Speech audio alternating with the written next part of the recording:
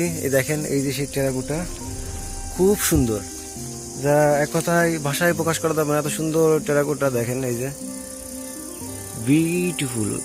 এরকম টেরাকোটা তো আপনারা এরকম দেখছেন। আমার সামনে যে মঠটি দেখতেছেন, মঠ না শিব মন্দির আমি জানি না, সম্ভবত মঠ।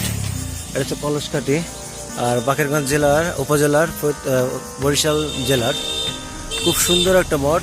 আর এই মঠের বিশেষত্ব হচ্ছে এর গায়ের টেরাকোটা, কেননা এই টেরাকোটা খুবই সুন্দর।